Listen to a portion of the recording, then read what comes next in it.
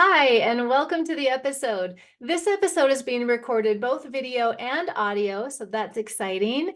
And if you're listening and you want to catch the video portion, it will be uploaded to my YouTube channel, so you can catch it there.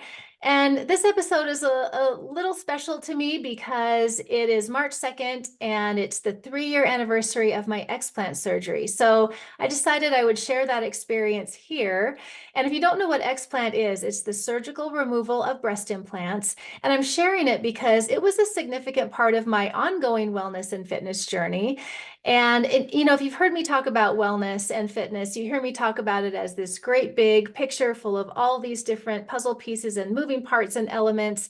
And it is a journey. It's a lifelong adventure. It's a lifelong process.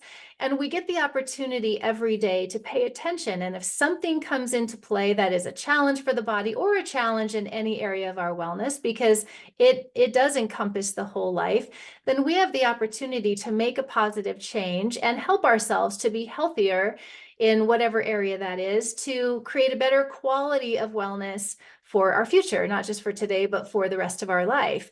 And if you haven't listened to the first episode of this podcast, circle back and listen to episode 1, because I do share what happened in my life 24 years ago that led me to even being in this field and having this awareness, and why I'm doing this podcast, and what happened 24 years ago, and why I went out to seek the education and the information and the knowledge about how to help myself. So helping myself to get well and to help my body to heal and to become well and strong all those years ago. And then it became this passion and this purpose to help others. And so for the past 2 decades, I've been teaching and training and coaching and consulting and helping others in the same way, while I continue to navigate my own wellness and journey as I continue to get older. So as I'm recording this, I'm 57 years of age. And I always like to say I'm 57 years young, because I truly do feel healthier and stronger now than ever in my life. And it continues. So not only have I been able to maintain the wellness and the fitness that I was able to help myself all those years ago, but it's continued to be an improvement as I continue to age chronologically. So that's really fun to be able to say, and it's fun to be able to feel and live as well. And so that's why I'm bringing this up, because 3 years ago, I made a decision. Well, it was about 5 years ago, I made the decision. And 3 years ago, I had the surgery to remove the breast implants because they were creating a challenge for my body. And it took a while to come to that conclusion, because I didn't have the awareness 13 years ago when I had the augmentation done. And, some symptoms popped up and some things showed up. And through learning and paying attention and navigating that, I decided that it was best for me to remove them. Now, I want to say this very clearly, because it's pretty common now, and you've probably heard of it. You probably know somebody that's even had this surgery as well. But I want to say this very clearly, because it's a very personal choice and a personal decision, and it's a personal subject, right? And so in no way, shape, or form, anything that I'm saying here with my own experience, in no way, shape, or form is this meant to be construed at all whatsoever as any kind of advice. Not at all. No opinions, no recommendations being made, no criticism, no judgment, nothing. This is very personal, and I chose this for myself. And it's not everyone chooses this, and that's okay. We all get to make the decisions that are best for us, and not everybody has the issues. But let me talk to you about why I chose this, because when I learned about something called breast implant illness, which I was not aware of until a friend of mine called me and shared her experience it was about 7.5 years into having my implants. I didn't even know that it was a thing. And I didn't realize that there are upwards of 56 or more potential symptoms that women can have from the implants themselves. And so if you want more information about that I don't go into, reach out to me. I'm an open book about this. And I learned a lot, because once I was aware of it, of course, I started to research and study and talked to many women. And now, since I've had the surgery myself, I've spoken to so many women. I've helped a lot of women to navigate this and to prepare for the surgery, not just prepare for the surgery, but and for strength for the surgery, for wellness for the surgery, but also after, because it really is a journey after as well as preparing before. So let me back up. I'm 57 years of age now. It was 13 years ago that I had the augmentation done. I was already about 10 years into my wellness and fitness journey at that point, and feeling really great, feeling strong, really fit, and already teaching and already, professionally working in the field of wellness and fitness. And I decided that I wanted the breast augmentation done, and I had the surgery, and I really didn't have any problems with the surgery. I didn't have any anatomical issues like contracture, and really didn't have any pain once I recovered until quite later on. And so it really was fine. I liked the way they looked. I was happy with them. They kind of got in the way, honestly, and it affected the way that I was able to work out a little bit afterward once I was working out again, because it didn't feel the same. So let me talk about that for a second, because when I had the augmentation, I was given information in the consultation and paperwork, which I still have, and these little cards that show that these are medical devices that were implanted into my body. And so you get these little cards, and it tells you, in the case of breast implants, it tells you the number of cc's and the manufacturer and the model number. And then you get this information. And I was told 13 years ago that they were safe and hypoallergenic and sterile, but I wasn't told a lot of the information that I know now. And that's really significant to know. And so back then when I had the surgery, I was given the choice of saline or silicone, smooth or textured, and I chose this smooth saline. And then I was given the choice of submuscular or over the muscle, and I chose under the muscle, which means they create a pocket in the pectoral muscle, and they insert part of the implant in the muscle, and the rest of it just adheres to the chest. And so then that's how it was implanted. And think about so this is what I learned. The outer shell of, this is what I learned later, much, much later. The outer shell of the implant, regardless of what's inside, whether it's saline or silicone, the outer shell is made up of silicone and other plastics. And these materials are made up of, according to, and the details are different for different companies, of course, but on average, according to the research, there's upwards of 40 or more neurotoxic chemicals that go into the making of these materials, as well as 10 or more heavy metals. And of course, I didn't know that back then. And then when you implant something into the body then sees it as a foreign object, and there's a healing process and a time, but the body, is going through this process of trying to figure out what to do with it. And we'll think of a sliver. So you get a sliver in your finger, and it creates something called acute inflammation and creates fluid and pushes that sliver out, right? Because it's a foreign object.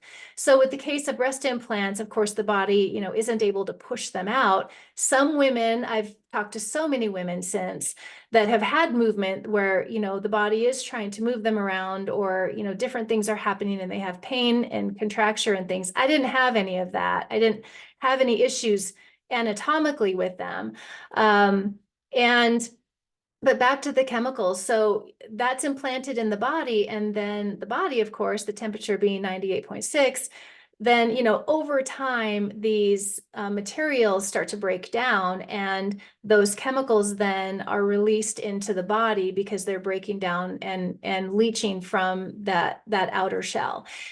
And that happens over time. And also what happens when the body detects a foreign object, if it can't metabolize it, if it can't detoxify it, if it can't digest it, if it can't push it out, then it's going to try to protect you in some way. And in the case of implants, it creates something called a capsule. And isn't that fascinating? So the body's trying to protect us. And so it builds this tissue around the implant and it's scar tissue. But of course, it has vessels, blood vessels, to feed that tissue. So it's made up of blood vessels and tissue, and it creates a capsule to enclose and encompass that implant to try to keep us safe from that. And so these capsules form, and that happens over time as well.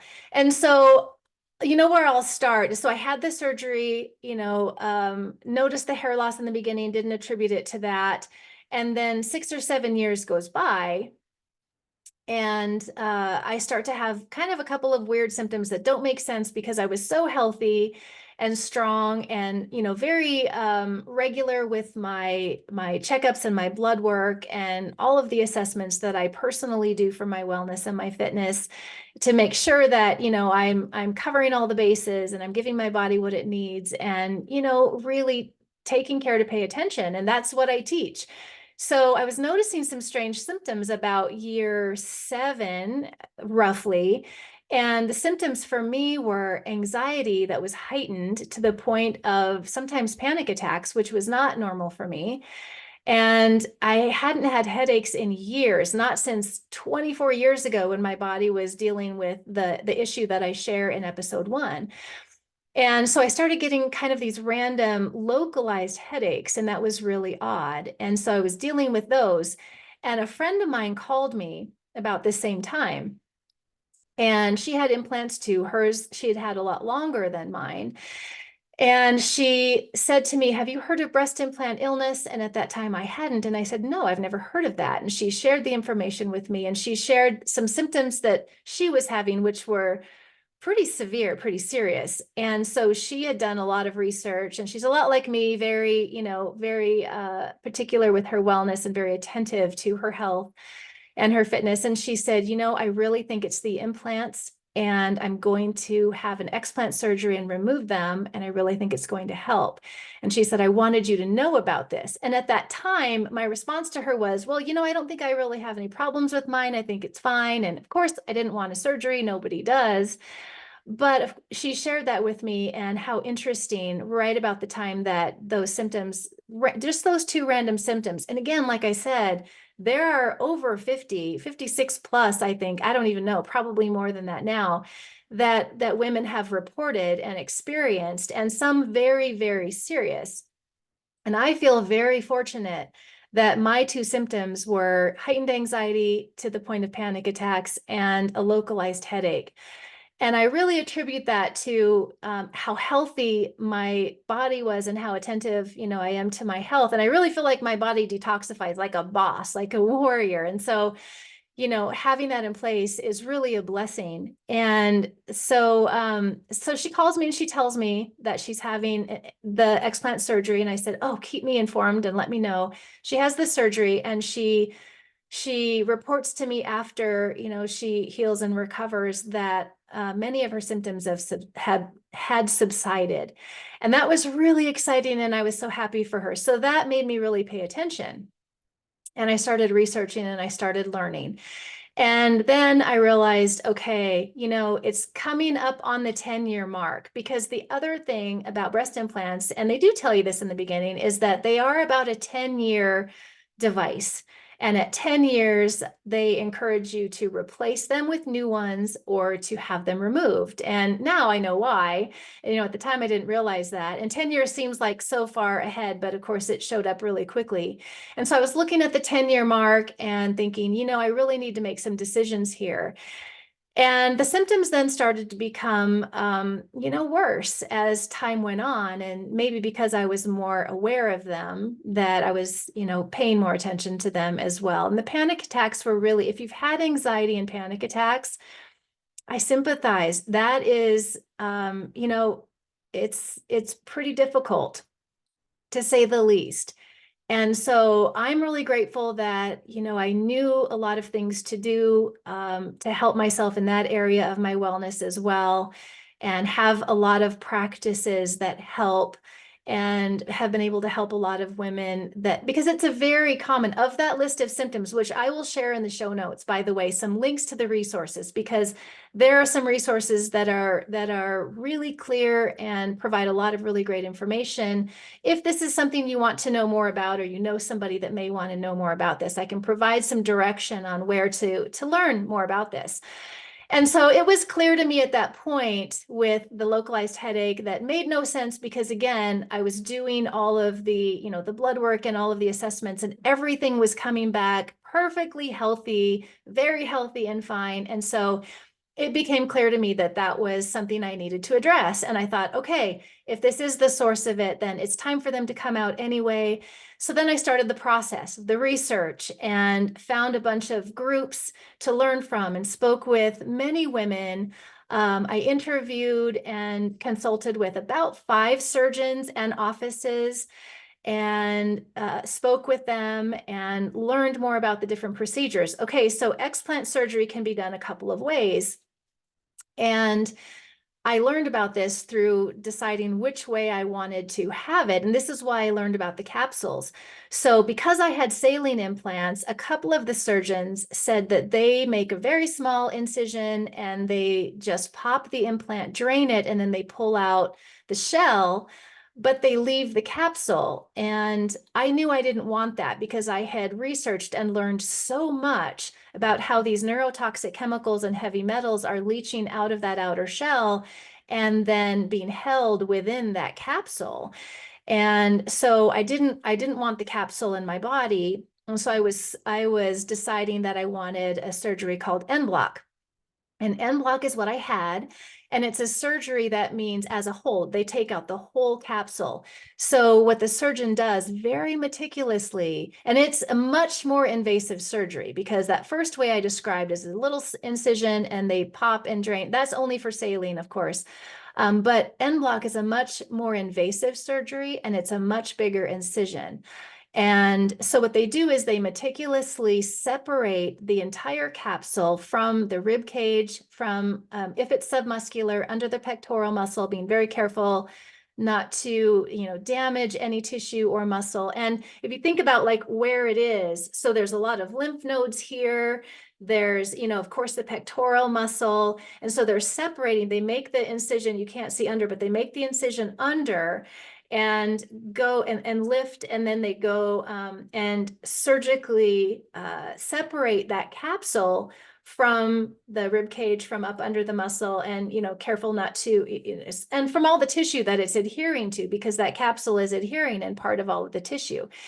And the goal for the surgeon is to separate that capsule and get it clean, get it all as one, and remove it without disturbing or exposing the implant inside. And my surgeon was able to do that for me. And I have pictures of that. So, and I'm not squeamish. I like to see that. Anatomy fascinates me and surgeries fascinate me. So I was happy to see the pictures of this en bloc, and that whole capsule came out as a whole. And then what they do is then they take the capsule off, they cut it and remove and expose the implant inside after it's out of the body, because sometimes the implant is ruptured.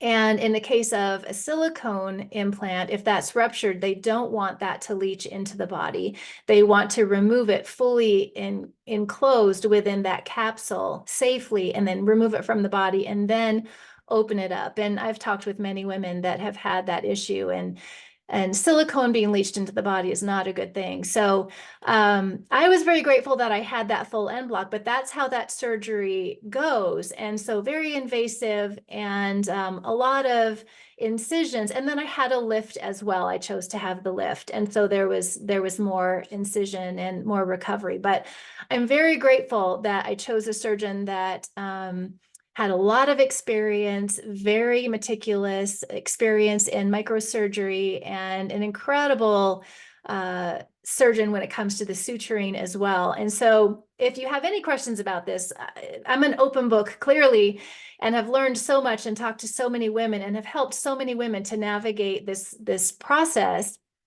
of, what kind of surgery, where to go, and how to choose a surgeon, and all of that. And really importantly, how to prepare for. So again, feeling very, very fortunate that I was already very strong and my core was really strong, because when you have en bloc surgery, you're not, for 2 months after, it's what, you can't see my body here, but it's what's called T-Rex arms. And so you keep your elbows to your sides because you don't want to engage these muscles. And you do what's called T-Rex arms. So you can see that my arms are only moving at the elbow. And so you're not lifting anything over 5 pounds, 10 pounds for sure, for 6 weeks, 2 months. You're not working out for 2 months and raising your arms over your head. You're not doing any of that.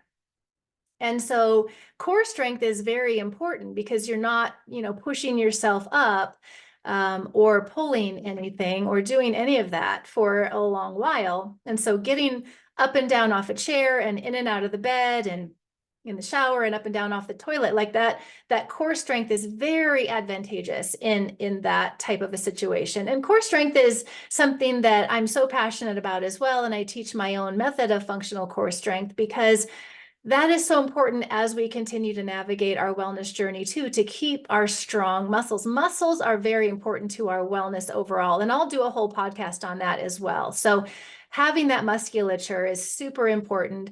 And when it comes to providing support for the spine, better balance, center of gravity, as we get older, we don't want to slip and fall. We want to maintain our posture and stay upright. So that center of gravity is super important. Support for the spine, having the balanced musculoskeletal, kinetic chain, everything supported and balanced correctly is so important. And in this case, in the case of a surgery, really advantageous to have a strong core. So I was very fortunate and felt so blessed to have that in place already and already to be very healthy. So leading up to the surgery, that part I had down. I was ready.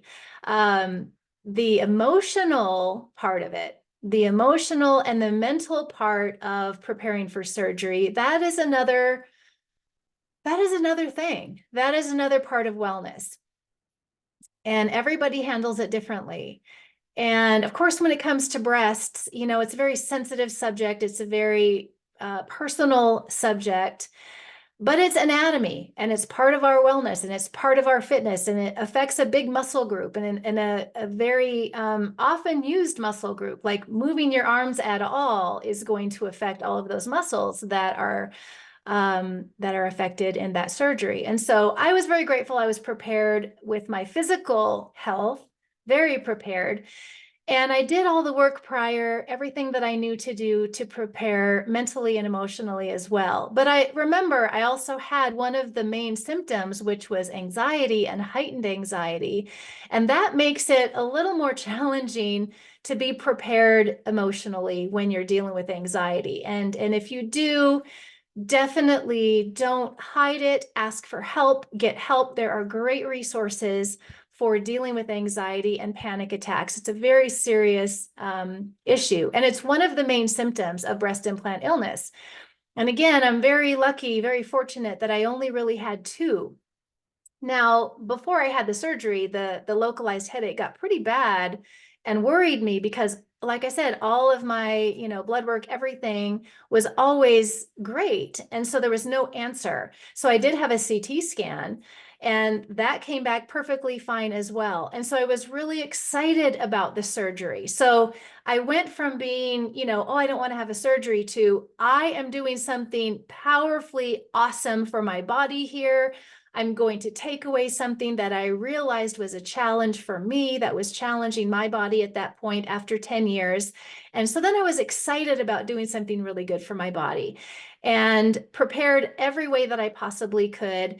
And then when it came time for the surgery, I was excited and I was ready. And so after the surgery, I had to travel for my surgery. So I was in a hotel room and my sister was there with me.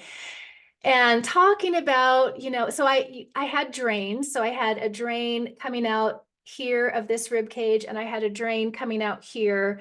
So drains on either side. And honestly, they didn't bother me. The drains did not bother me at all. And again, I'm not squeamish about that. So it wasn't a problem, and they didn't physically bother me or cause me any pain. And then, I was wrapped up really tightly with, everything compressed.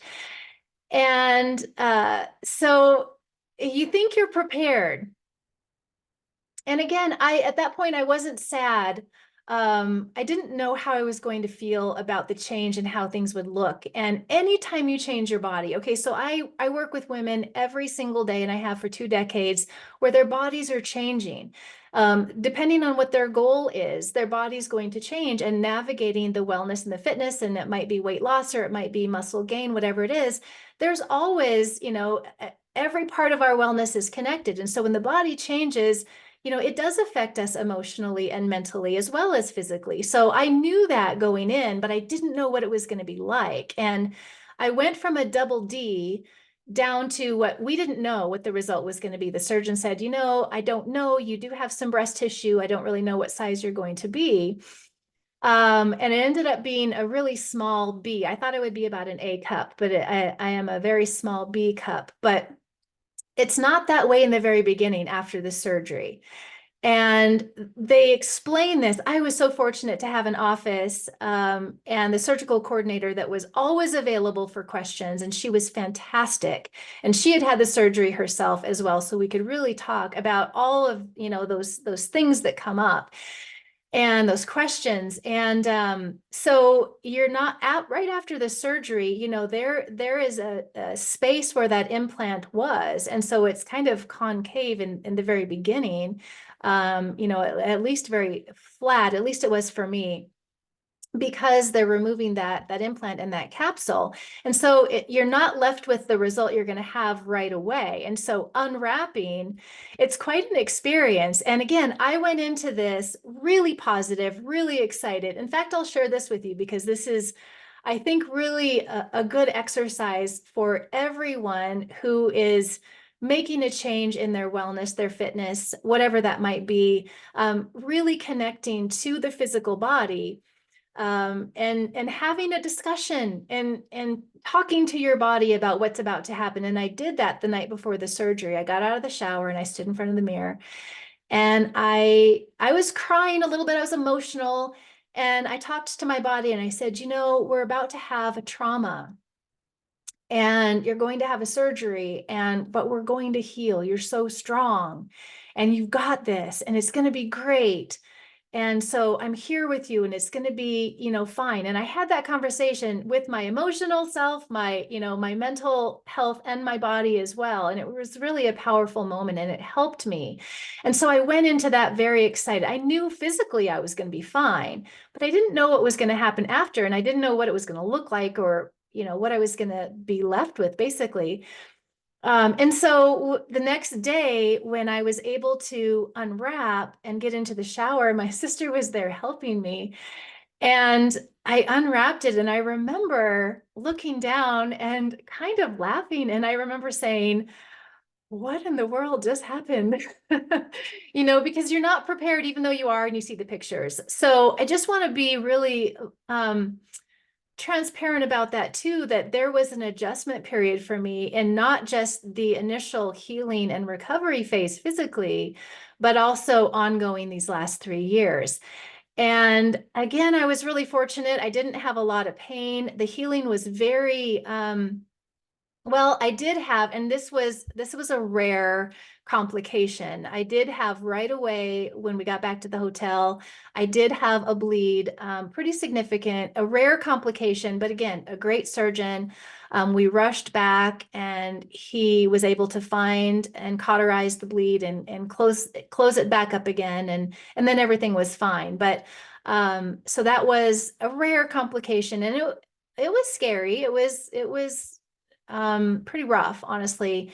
But then it was fine after that. And really, my drains were out in 6 days. Like, again, my body just, it heals, really well. And so I was very excited about that. And then every day it continued to change physically, the look of the healing process. And they tell you that. And the surgical coordinator that I was talking with, she told me that too. She said, the first day, it's going to look rough, but give it a year. She said, give it a year because there will be changes. Your body, your chest will fill itself in as it's healing. And I thought, okay, well, that's interesting. And honestly, it changed for about 2 years for me. Things really did change, and they call it fluffing. And, I didn't know what that was going to be like, but really it took about 2 years for things to really shift and fill in and change and heal. And isn't that fascinating what the body can go through? And it makes me just appreciate this physical vehicle so much and honor this wellness that we have the opportunity every single day to pay attention to and to give our body good things and make decisions to be able to help ourselves in whatever area we feel that we can improve and become healthier. And so I say this all the time. And I want to say this again here, that our body is not who we are, but it houses who we are, our spirit, our soul, our heart, and our mind. That's who we are. But without a healthy physical body with which to carry us, to carry our soul through this physical existence, we may not be able to fully live out our purpose and our passion in this life.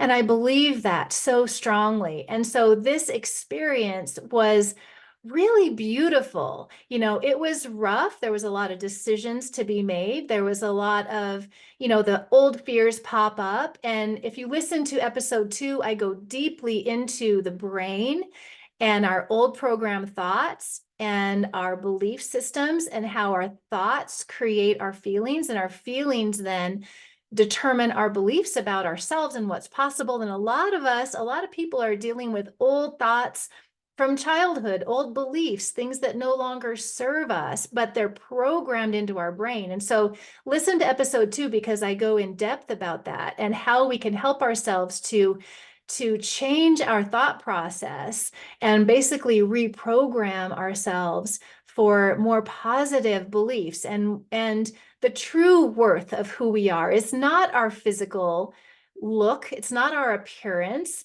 Our worth is not the size of our breasts. Our worth is not our hair or any part of us. Our worth is within us. It's who we are and our soul and who we came here to be and what we came here to do and what we came here to give. That's our worth. And, you know, a lot of that comes up when we're going through changes, specifically appearance changes, because we get so stuck, and society, of course, you know, we all know what we're up against with comparison and competition and all the visuals and all the everything photoshopped and all the stuff that we all know we deal with every single day. But we do know that our true worth is not that. And yet we're so stuck in these old beliefs, and we get caught up in this physical 3D existence and this, you know, kind of judging ourselves and all of that based on appearance. And there's nothing wrong with wanting to feel good about our physical appearance either. So I'm not saying that. You know, that's a very important part of our wellness. Every aspect of our wellness affects each other. And when we feel better physically, we feel better emotionally. And when we feel better emotionally and mentally, we feel better physically. It is all connected. And so I am all for helping yourself to feel better with your appearance and like your appearance, but not because it determines your worth, because it makes you feel better about yourself as a whole with your wellness. And that is all a whole other topic, but actually really not, because it has a lot to do with what you go through, especially with a surgery like this, when your body changes significantly. Like I said, I went from a double D down to a small B cup, and I am so happy. Let me tell you this. I personally don't miss them. I'm glad that I removed that from my body. That clearly became a challenge for me.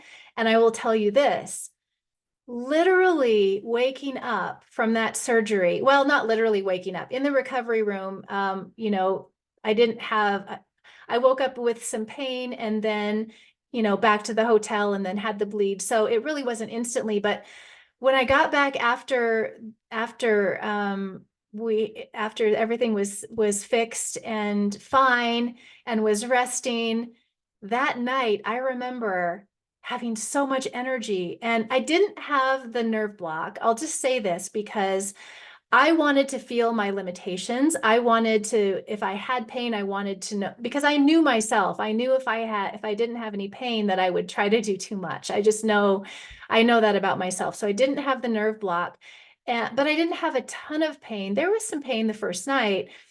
But that awareness of knowing, you know, how to protect and rest. But I remember that night feeling so much energy. And then especially the next day, I remember telling my sister, I just have so much energy, and the headache was gone.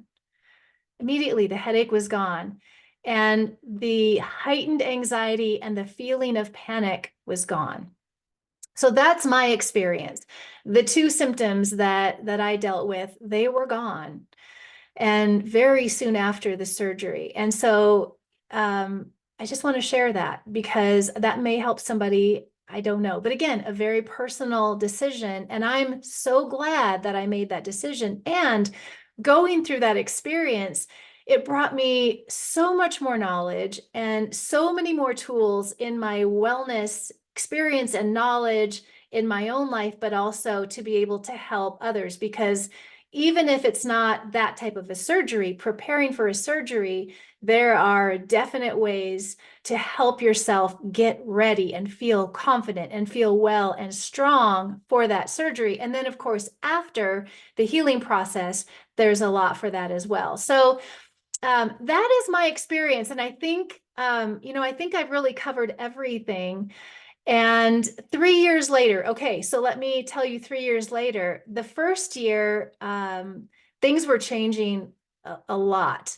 And I had a lot of conversations with my surgeon and with the surgical coordinator as things were changing and evolving with the look and the feel. And I will tell you this, there were times when I had some emotion about it, when I would put on some of my old clothes that no longer fit, some of my sundresses, some of the halter tops that no longer fit, and then the personal things in life, right? Where when you have a change in something so intimate and so personal, there are moments where maybe I'll go into this, maybe I won't. There's a lot of emotion, let's just say. So if you're listening to this, I'm pausing, and if you're watching this, you can see that I'm thinking. But in the audio recordings, I would have probably shortened some of those pauses. But I'm clearly thinking of how much, because I'm remembering. Okay, so. And I work with clients when we go through, their changes too. And there's an emotion attached to it, especially something so very personal. So I remember moments of crying, of, my body's different. And there were times when I missed the way they looked and the way I could fill out certain clothes, because again, very honestly, very transparently, those our breasts are very intimate to us, and they help us, at least for me, they did enhance my confidence in, how I felt and feeling sexy, but you relearn all of that. So very vulnerable here, sharing that I did go through some of those moments where I relearned, but it became I became so thankful. And now I'm so happy. I wouldn't go back to that, but I also would go through it again. So I would go through that surgery again, um, without a doubt, for the way that I feel now, and absolutely love the shape and the result. Very, very happy. But there is a time during that healing process where there is an emotional healing, and there is, we're holding on to old thoughts again and old beliefs again about ourselves. And what a beautiful journey to be able to be aware of that and to let that go, and then relearn and reprogram a new love for this physical vehicle that houses our soul and allows us to be in this life and on this planet and living and loving and working and giving generously what we came here to give in this life. And that is such a beautiful thing. So that push pull between the physical and, the true worthiness of our soul and our spirit and our heart, that is a journey too. And it's all part of our wellness, and it all affects each other. Okay, so I'm going to show you the implants that were in me for 10 years. And I wasn't sure if I was going to do that or not, but I feel like I want to show you. And I haven't looked at them in about a year. So when they were removed from my body, like I said, they were removed with the capsule on. So I have pictures of that. And then I have pictures with the capsules off. And then I asked to have them. And I sent them to myself because I knew I probably wouldn't be able to get them through TSA at the airport. And so I wanted to keep them, and I haven't looked at them in about a year. And when I opened them up the first time, when I saw them in the hotel room, okay, so let me back up. When I first saw the samples before I had them put in 13 years ago, they're fresh and they're clear and they're all clean and bright and shiny and new. And when I saw them, when they gave them to me and I opened them up in the hotel room, they were yellow and sticky and cloudy inside. And I thought to myself, oh my goodness, what had been going on? And so there's a lot more to talk about when it comes to breast implant illness. And this episode is not about that. It was just about my experience. And so, but like I said, I've been helping so many women since. And I have worked with some women that have some very serious symptoms and have had some very serious experiences. And, the symptoms are varied. There's 56 plus of them, everything from anxiety, headaches, fatigue, autoimmune, all the way to certain cancers connected to the textured implants themselves. So you can read about all of that, and I'll share some resources with you. But I wanted to talk about my experience with the actual procedure and the wellness aspect of preparing and healing. And there's so much more to say that I don't want to go into because this is getting pretty long, but I do want to show you what they look like. And like I said, I hadn't looked at them I have them right here. And I hadn't looked at them in about a year, and they've changed. And they're just in a Ziploc bag sealed up. And I don't even really want to touch them because they're really looking gross. So this is one. So I don't know, they've evaporated a little bit. And this is the other one. And you can see what's inside. There's stuff there. It's very cloudy and there's things floating. I don't know what that is. And I'm going to wash my hands really good when I put these back in the Ziploc. But I'm keeping them because isn't that interesting what's inside? And of course, they're supposed to be sealed. And I'm not showing you this. Okay, I should have probably warned you if you get grossed out easily, not to look at this. But I want to show you that just because that's part of the reality of this, right? And so those were inside me for 10 years.